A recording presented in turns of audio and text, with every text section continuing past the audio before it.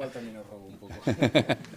Bueno, yo soy Diego, del laboratorio del doctor Alex Vallés, y vengo a hablaros de mi proyecto de tesis, que básicamente lo que estoy haciendo es estudiar cómo el sueño y la vigilia afecta a la regulación de las proteínas sinápticas, especialmente en SYNGAP, y en consecuencia también he estudiado cómo duermen estos ratones SYNGAP mediante electroencefalograma.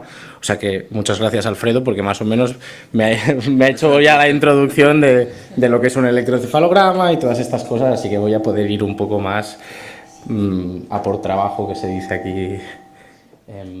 Entonces, soy yo, ¿no?, que puedo pasar aquí la presentación. Sí. Vale. Os pido perdón porque cuando hemos pasado la presentación se ha descuadrado un poco todo y la letra es un ataque a la salud visual de todos. Es la cosa más fea, pero bueno, para el caso nos va a servir. Entonces, básicamente, ¿por qué centrarnos en el sueño? Bueno, vosotros sabéis mejor que nosotros que estos pacientes tienen problemas para el sueño. No es el síntoma más habitual, pero está presente en entre 60-70% de los pacientes. Entonces, ¿qué sabemos de estos problemas del sueño en los niños SYNGAP? Básicamente hay muy pocos estudios clínicos. El único estudio clínico hasta donde yo sé que estudian esto específicamente es este del 2021, donde comparan a los niños SYNGAP con sus hermanos que no tienen las mutaciones y ven que todos los parámetros que estudian están alterados o empeorados en estos niños. Además, se sabe desde hace tiempo que durante el sueño las crisis epilépticas en los niños empeoran. Se favorece la crisis epiléptica durante los procesos del sueño. Pero, ¿por qué centrarnos en el sueño? ¿Qué importancia tiene el sueño? Entonces, os voy a dar unas curiosidades para que veáis cómo de importante es. Básicamente ocupa 1/3 de nuestras vidas, que no es poca cosa. Está presente desde que nacemos hasta la vejez. Está presente en todas las especies animales que se han estudiado hasta el momento cuidadosamente, desde las moscas hasta, por ejemplo, los leones. Si habéis ido al zoo, sabéis que duermen muchísimo. Y especialmente esto nos habla de la importancia del sueño, porque en biología una cosa que es muy importante es la conservación evolutiva.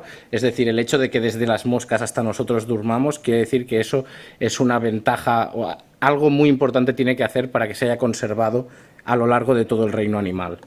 De hecho, si lo pensáis bien, parecería que es una contradicción, porque mientras estamos dormidos estamos indefensos a lo que pasa en el mundo exterior. Entonces, ¿por qué algo que nos deja indefensos, que permite al tigre venir a comernos, se ha conservado evolutivamente? Algo muy importante tiene que estar haciendo. De hecho, cuando no dormimos, pues estamos más espesos, nuestra capacidad cognitiva baja. De hecho, una falta crónica de sueño favorece la aparición de enfermedades, e incluso una falta de sueño total y prolongada lleva a la muerte. O sea, eso nos dice que el sueño es vital. Entonces, ¿cuáles son las funciones del sueño? Pues la recuperación física y sobre todo la recuperación energética de las reservas energéticas que se han ido gastando durante el día. Tiene funciones de síntesis de macromoléculas, ayuda a nuestro sistema inmune a combatir infecciones. A nivel del cerebro, que es lo que más nos interesa a nosotros, nos ayuda a limpiar todos esos residuos que se han generado con la actividad diaria. Pero sobre todo lo que más nos interesa es esta optimización o favorecimiento de la generación de memorias y del aprendizaje. Entonces, en este último apartado es en el que nos hemos centrado más, porque hace unos años salió una teoría que se llama la teoría de la homeostasis hipótesis, de la homeostasis sináptica, perdón, que lo que propone es que, bueno, sabéis que SYNGAP es una proteína que está muy involucrada en la sinapsis y en la plasticidad sináptica. Entonces, esta teoría, bueno, sabemos que cuando se generan las memorias, Alfredo esto también lo ha explicado, las sinapsis crecen y ganan números de receptores y se hacen más fuertes. ¿Qué pasa? Que si esto pasara día tras día, como nosotros, que estamos cada día, aprendemos cosas y hacemos cosas nuevas y generamos nuevas memorias, si esto pasara cada día, al final la memoria se satura. Las sinapsis no pueden crecer más, no pueden añadir más receptores. Entonces hay un momento en que necesitamos volver al estado basal. Entonces esto se piensa que es lo que está haciendo el sueño, nos permite volver al estado inicial para que al día siguiente podamos volver a ser plásticos y generar nuevas memorias. Esto hace unos años en la presentación de Madrid os hice un símil con que si la actividad de una neurona es un metrónomo, va disparando cada cierto tiempo, cuando aprendemos cosas lo que pasaría es que la neurona va más rápido, dispara más rápido. Entonces, si esto pasa sin control, ya el metrónomo tiene un límite. Llega un momento en que ya no puede ir más rápido. Entonces, ahí estaríamos saturados, ya no podríamos aprender cosas nuevas. Entonces, el sueño nos ayuda a volver al ritmo inicial más lento en el que somos capaces de acelerar para aprender nuevas cosas. Entonces, nuestra hipótesis fue que, SYNGAP es una proteína muy importante en la plasticidad sináptica. Los niños que tienen mutaciones en esta proteína presentan problemas para el sueño, y encima lo que sabemos en los ratones es que las conexiones ya son más fuertes, más grandes de base. Entonces, ¿podría haber un problema en esta reducción de la fuerza sináptica durante el sueño? Entonces, para estudiar esto, lo que hemos hecho es coger muestras de ratones en diferentes estados de sueño y vigilia y en diferentes puntos temporales, y hemos analizado las sinapsis. Básicamente no os quiero volver locos porque estos gráficos son difíciles de interpretar, pero básicamente cada línea es una proteína que hemos estudiado y los colores marcan la cantidad o la cantidad de proteína que hay. Entonces, esto nos ha permitido identificar un conjunto de proteínas que tienen una regulación a través del sueño y la vigilia en los ratones controles. En cambio, si veis, los ratones controles, hemos encontrado unos 15 marcadores que están regulados por el sueño y la vigilia. En cambio, en los ratones heterocigotos vemos unos 5, muchos menos. Y cuando estudiamos estos marcadores que están regulados en los ratones controles, qué pasa con ellos en los ratones SYNGAP, lo que vemos es que esta regulación está siempre disminuida y por tanto hay mucha menos variación entre el sueño y la vigilia y entre el día y la noche. Además, ahora recientemente hemos hecho un experimento mucho más grande mediante una técnica que se llama espectrometría de masas, que en vez de ver proteína a proteína, nosotros vamos a mirar esta proteína, vamos a mirar esta otra. Lo que hace es miramos toda la sinapsis a la vez y podemos ver hasta 5.000 proteínas, y entonces esto nos ha permitido identificar alrededor de, en este gráfico, por ejemplo, veis, es el mismo tipo de gráfico, cada fila es una proteína y veis un patrón muy concreto. Lo que vemos en las columnas es diferentes horas del día, y vemos que hay proteínas que muestran un patrón temporal de que el color rojo va cambiando a lo largo de las horas. Entonces, hemos identificado alrededor de 300 proteínas que cambian o están reguladas a través del tiempo durante el día en los ratones controles, y aunque en los ratones SYNGAP también vemos un montón de proteínas reguladas, son muy las que están reguladas son muy diferentes a las del ratón control. Además, cuando miramos, este gráfico parece muy complejo, pero básicamente es un reloj, y lo que te está marcando es a qué hora cada proteína tiene su pico, ¿vale? ¿Cuál es la hora donde cada proteína hace el máximo de expresión? Entonces vemos que la regulación horaria del conjunto de proteínas de la sinapsis también está muy alterada. Mientras que los ratones wild-type tienen una diagonal entre 4 y 16, las 4 y bueno, son horas básicamente. En cambio, el ratón SYNGAP tendría una regulación horaria diferente. Entonces, para entender qué está pasando, por qué vemos estas alteraciones, es porque duermen peor, es porque no duermen, es porque duermen perfectamente pero las sinapsis van a su bola. Pues lo que necesitábamos era estudiar el sueño. Entonces, antes de pasar a enseñaros los resultados sobre sueños, voy a introducir un poco más este concepto. Los humanos tenemos dos fases, bueno, los humanos y los ratones y todo el mundo tiene dos fases, el no REM y el REM. El no REM representa cerca del 80% de nuestro sueño total, y está dividido en tres fases, N1, N2, N3, de menos profundo a más profundo. Y el sueño REM, como ha comentado Alfredo, pues es el sueño donde normalmente se sueña o recordamos que hemos soñado, representa un 20% de la noche y es un sueño donde no tenemos nada de tono muscular, estamos totalmente inmóviles. Entonces, a lo largo de la noche normalmente hay 4 o 6 ciclos de sueño, digamos, que están constituidos por esta secuencia de pasamos de N1 a N2 a N3, N3 es el más profundo, volvemos a N2 y pasamos a REM, que es donde soñamos, y estos ciclos duran unos 90 segundos. Entonces, para estudiar esto, para estudiar el sueño, hacemos las polisomnografías, muchos sabréis lo que son porque se las han hecho a vuestros hijos, pero básicamente es mirar la actividad neuronal con electroencefalogramas, mirar la actividad muscular con electromiogramas, la actividad ocular con electrooculogramas y luego un montón de otras variables, electrocardiograma, mirar la respiración, etc. Básicamente es irte a dormir enchufado a un montón de cables y duerme tú si puedes. Entonces, nosotros nos vamos a centrar en el electroencefalograma. Entonces, para poder explicaros un poco mejor mis resultados, os voy a hacer un repaso de mates y física del colegio. Esto es una onda. Las ondas tienen diferentes parámetros muy básicos. Una es la amplitud, que es, digamos, es la altura respecto al punto de equilibrio. Entonces, la parte más alta de la onda, el punto máximo, le llamamos cresta o máximo. El punto mínimo es el valle o el mínimo. Y la diferencia entre dos picos o dos valles es la longitud de onda. Entonces, cuanto más larga es la longitud de onda, menos ondas caben en un segundo. Entonces, una longitud de onda muy larga nos da una frecuencia muy baja. La frecuencia es cuántas ondas caben por segundo. Imaginemos que esto es un segundo. Esta tiene una longitud de onda muy larga, por tanto una frecuencia muy baja, porque solo caben 3 ondas en un segundo. Aquí abajo no me he molestado en contar cuántas ondas, pero hay muchas más. Por tanto, la frecuencia es mucho más alta, ¿vale?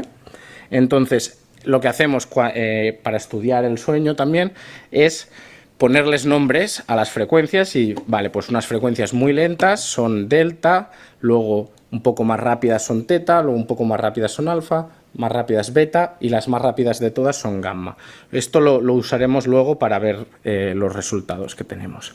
Entonces, cuando estamos despiertos, nuestro electroencefalograma, lo que se ve son rayas, básicamente ondas muy, muy pequeñitas de baja amplitud y muy rápidas, de una frecuencia muy alta, ¿vale? Y luego lo que vemos es bastante actividad en electromiograma, porque estamos activos, tenemos tono muscular.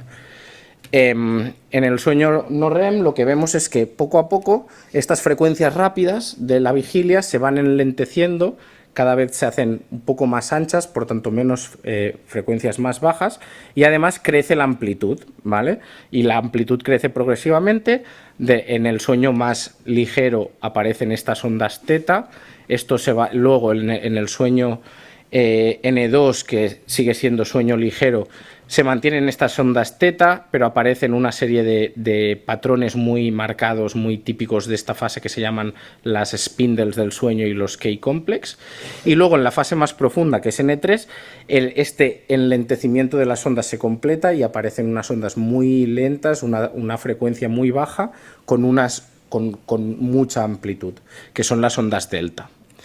Entonces, finalmente, en el sueño REM lo que se ve es un patrón muy similar al sueño de vigilia, a la fase de vigilia. Se le llama también sueño paradójico, porque si tú solo miraras el electroencefalograma no sabías si está despierto o dormido.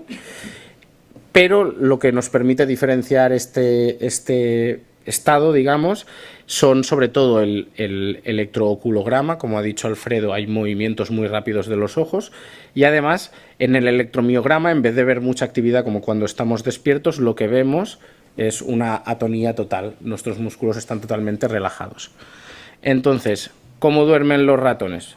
Pues esto es se le llama hipnograma, y vemos, pues aquí esto es un hipnograma de un humano, y vemos como pues primero está despierto, baja a N1, pasa a N2, entra en N3, sube a REM, ¿vale? Esto sería la secuencia normal y está muy compactadito en las 8 horas de sueño nocturnas. Como ha dicho Alfredo, los ratones hacen lo que quieren, duermen todo el día.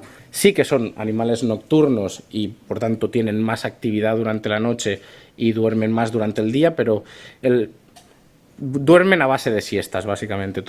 Cada 20 minutos se despiertan, lo van haciendo. Y no somos capaces de diferenciar entre N1, N2, N3, solo marcamos REM o no REM. ¿Vale? Entonces, lo que nosotros hemos hecho electroencefalogramas en ratones controles y SYNGAP. Y, bueno, esto simplemente es un ejemplo de aquí los ratones están en vigilia. Los patrones que vemos en cuanto a las ondas son muy parecidas en ratones y humanos. Esto sería vigilia, más rápido y más bajito. Aquí están despiertos, las ondas crecen y se hacen más lentas, y esto sería un ejemplo de REM. Entonces, lo que hemos visto en los ratones SYNGAP es que a nivel de cuánto tiempo duermen o cuánto tiempo pasan en cada fase, no hay diferencias, y tampoco en cómo este sueño se distribuye a lo largo de 24 horas o diferencias entre el día y la noche. Parece ser que duermen la misma cantidad de tiempo. Ahora, una vez entramos a analizar cómo se organiza este sueño, aquí es donde empezamos a ver cosillas. Entonces, nosotros estudiamos los episodios. Como os hemos dicho, los ratones no duermen del tirón 8 horas, sino que duermen 10 minutillos ahora, se despiertan, duermen 10 minutillos más. Cada cacho de sueño le llamamos episodio. Entonces, cuando estudiamos el número de episodios y la longitud de los episodios, vemos que, en general, los ratones SYNGAP tienen menos episodios, que son más largos. Esto, de hecho, Alfredo, que acaba de presentar, tiene un artículo publicado donde él ya lo ve. Esto se ve y él lo ha visto en ratas, por tanto es algo que parece ser bastante consistente, e incluso con los datos que comentaba Juliana que hay en humanos, hemos hecho un pequeño análisis que también parece ser que la misma tendencia se vea, que hay episodios más largos pero menos episodios. Entonces esto parece estar bastante conservados. Pero además nos parece un resultado contradictorio. Están durmiendo mejor, los episodios son más largos, son más consolidados. ¿Qué pasa? Nos dimos cuenta de que esto es, por ejemplo, una secuencia de sueño. Y aquí aparecen esta zona de aquí, que si os dais cuenta aquí, el ratón está durmiendo y de repente aparece en esta ventana, las rayas verticales marcan diferencias de 4 segundos, ¿vale? El espacio entre dos rayas verticales son 4 segundos y nosotros les llamamos épocas. Entonces, de repente aquí aparecen 2 épocas donde el ratón se ha despertado e inmediatamente se vuelve a dormir. Esto le llamamos un microdespertar.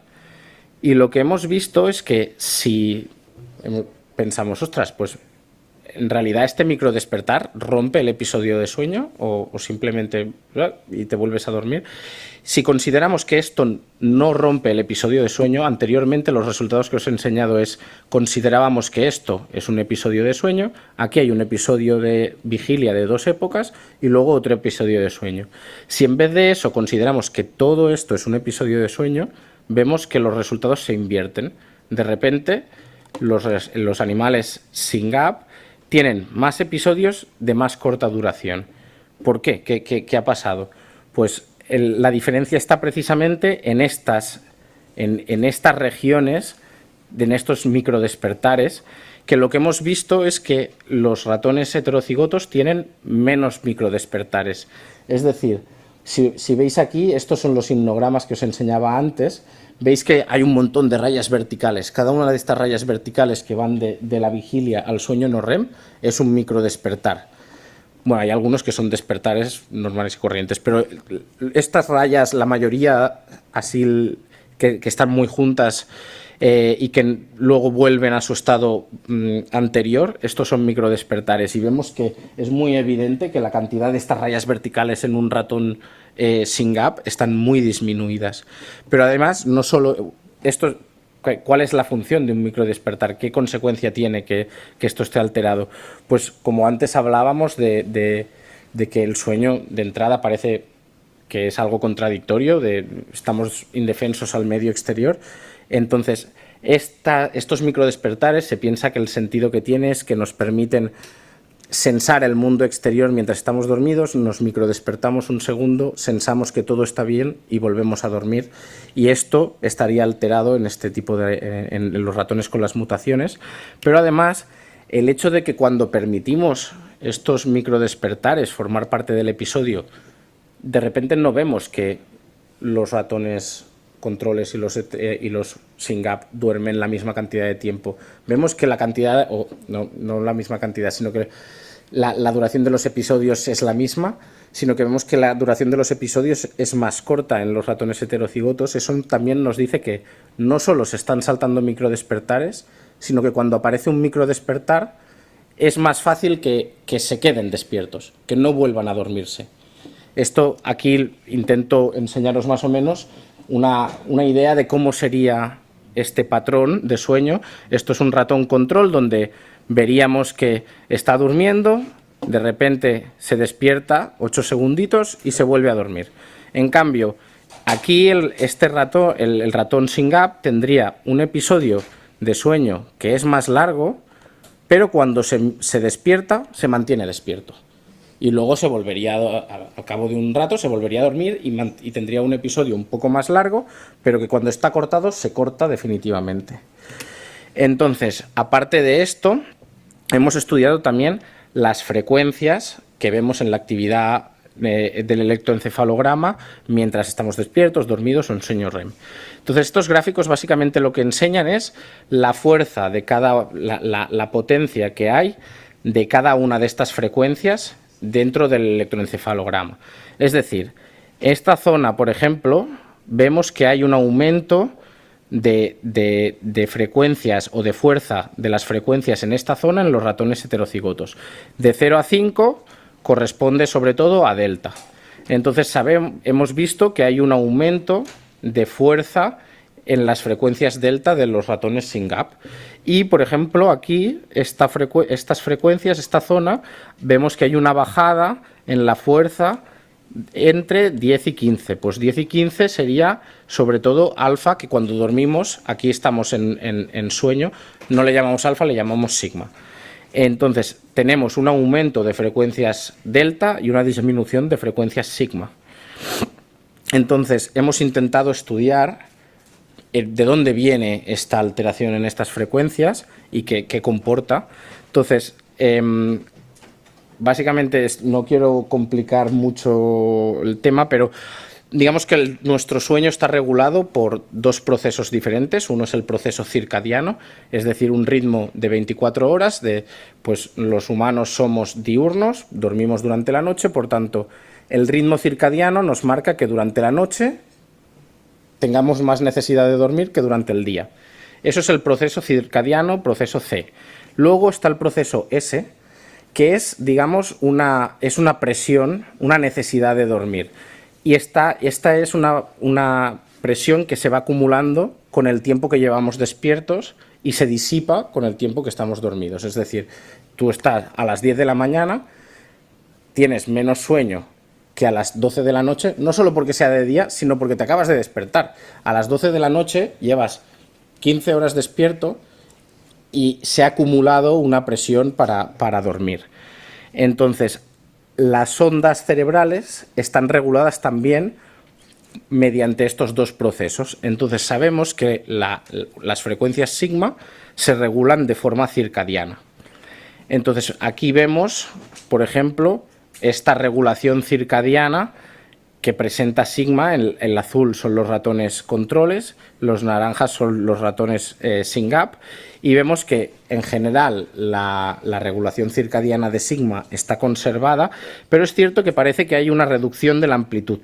El pico es más bajito y el valle también es más bajito. Y además hay un cierto cambio horario en donde se produce el pico. Luego, cuando miramos cómo está regulado delta no se regula de la misma forma que sigma, no sigue el proceso C, el proceso circadiano, sino que sigue el proceso S, que es el proceso de la presión homeostática, la presión para dormir, la necesidad que tenemos de sueño. Entonces, lo que hacemos aquí es, le decimos a esta ecuación, le pasamos los datos de si el ratón estaba despierto o dormido en cada ventana de 4 segundos.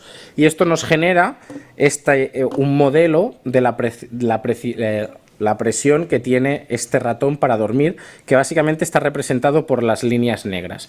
Pues vemos que al principio están durmiendo y baja, cuando están despiertos sube, y este simplemente es la presión a lo largo del tiempo. Y en azul, encima de esta simulación, le hemos puesto nuestros datos reales y vemos que se ajusta muchísimo la onda delta a la simulación que esperaríamos si estuviera regulada la onda delta por esta presión para dormir, esta necesidad de sueño.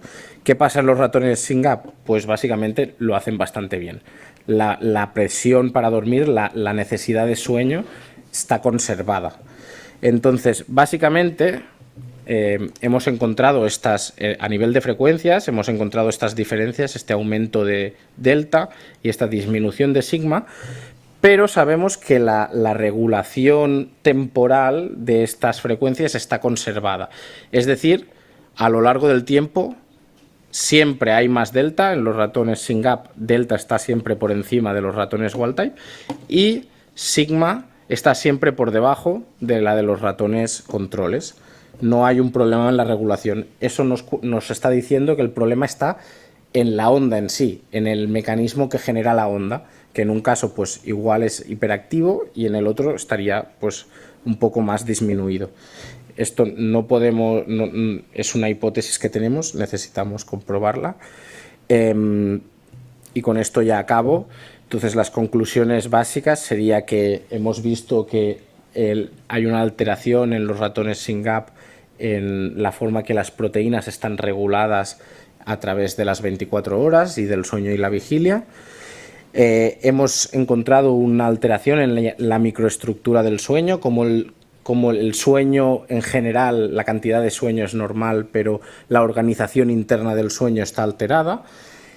Y además de eso, la actividad cerebral que hay mientras dormimos también es ligeramente diferente, sobre todo en estas ondas delta y sigma, que luego, una vez miramos cómo se regulan, la regulación es correcta, lo que nos sugiere que probablemente el problema venga del mecanismo que genera estas ondas. Y eso es todo.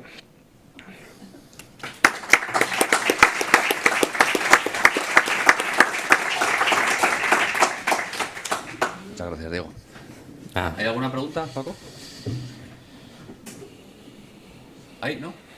¿Sí? En el Zoom no. Ah, en el Zoom, vale. ¿Y aquí? ¿Alguna pregunta por aquí? ¿Nada? Sí. Ay, gracias. ¿Por qué solo lo estáis investigando en ratones? O sea, quiero decir, si los electrodos de los niños también podrían valer o no, ¿o qué es lo que falta para...? Sí. De hecho, estos datos se tienen y tenemos un colaborador nuestro que ha estado mirando cosas muy parecidas en los niños. Estos resultados no son míos para empezar. Creo que además no están acabados, pero bueno, igual algún día podría venir él a presentarlo también. Pero se está haciendo. Y además Juliana creo que tiene un paper, un artículo, una investigación también sobre el sueño en vuestros niños, que seguro que ella también tiene algo que decir.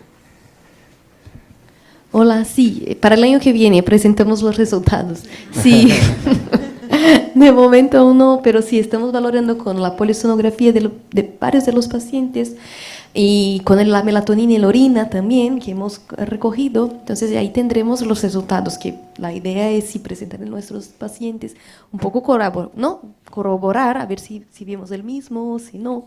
Sí. Pero no tenemos resultados aún concretos, ¿no? Para comentar ahora.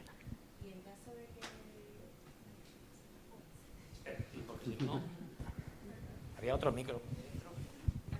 En caso de que sean, o sea, se asemejen, por decirlo de alguna manera, sí que se podría usar toda la investigación que están haciendo ellos para probar medicación y, no sé, quiero decir que en algún momento sí es posible regularlo, todo ese movimiento. Hombre, esta sería la intención final, evidentemente. Sería muy, o sea, si viéramos las mismas alteraciones, Bueno, para empezar, nosotros deberíamos, pues, si somos capaces de conseguir identificar por qué las proteínas sinápticas no hacen lo que tocan y encontramos una correlación, un marcador en el electroencefalograma que nos indique esto y eso se preserva en humanos, nos daría a entender que esto también es un problema que podría estar pasando en humanos y entonces ahí sería muy interesante intentar mejorar este ciclo en los ratones. Pero digamos que hay un trecho ahí por medio que hay que salvar primero, que es bastante grande. Nosotros corroboramos que sí que hay alteración en la noche, porque todas las noches nuestro hijo Está en bien nuestra saber cama. que lo que hacemos como mínimo lo hacemos por algo. Sí, esos estudios, tanto en ratones como en humanos, es importante para tener los biomarcadores, porque después, si con tratamientos y todos, para poder comparar si hay mejoría y si no hay, porque no está viendo. Entonces, la importancia muy grande de tener estos estudios muy sólidos, ¿no? Espera, que me está diciendo algo Tony, pero con el reflejo no lo veo. Que hay una pregunta online. Ah, vale, gracias. ¿La leo o la lees tú? Es que con el reflejo te veía hacer algo como así, la leo no yo estoy mismo. aquí. Pregunta para Diego y Juliana. Si hay microdespertar en niños, en sí, ¿los microdespertares son interrupciones en el sueño? Bueno, esto es lo que comentábamos. Sí que son interrupciones en el sueño, pasas a estar despierto, pero en general en los ratones los microdespertares les llamamos microdespertares porque son micro, o sea, automáticamente te vuelves a dormir. En humanos sé que también existen, pero no soy experto en sueño en humanos. No sé exactamente cuántos hay, si hay muchos, si hay pocos, cómo son en la gente normal, cuántos hay en los niños sin gap. No sé exactamente cómo funcionan estos microdespertares en humanos, pero sí que existen.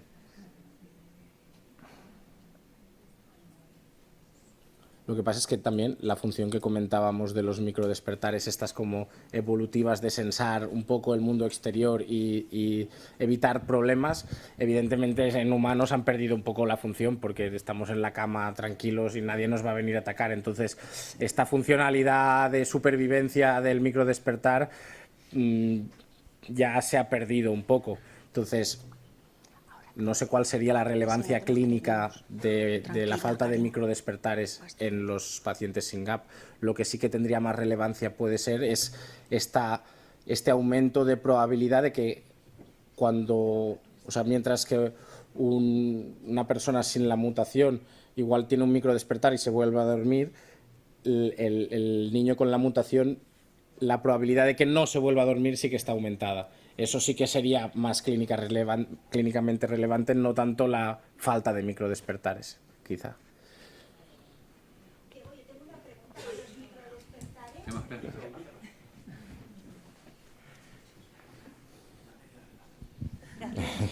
Yo tengo una pregunta, Diego. ¿Los microdespertares que estamos hablando, Sí. pueden estar los niños tranquilamente durmiendo, no notas nada y los tienen? ¿O es cuando están moviendo las piernas o se mueven de un lado para otro? No, podrían estar dormidos y no darnos cuenta. Todos tenemos microdespertares cada día mientras dormimos y no somos conscientes. O sea, en el momento en que eres consciente de que te has despertado ya no es un microdespertar. ¿Y cuando se están moviendo? Pero ¿despiertos o dormidos? Durmiendo. No, entonces, a ver, habría que ponerle el electroencefalograma para saber qué está pasando, pero si es, o sea, en las fases de sueño ligero puede haber espasmos musculares, puede haber, entonces que el movimiento no nos indica si la persona está dormida o despierta. O sea, sí que puede ser un indicador, pero no es Sí, exacto. O sea, hay más cosas. Habría que ver qué está pasando a nivel de actividad. Todos tenemos y es normal que lo tenga. Entonces no sabemos, y esto que estamos valorando, si también tiene es más la disrupción del sueño. Los pacientes sin gap, si es más o menos que el normal, ¿no? Que los controles. Y además de otros parámetros de la polisonografía, ¿no? Que podían estar alterados en los pacientes sin gap.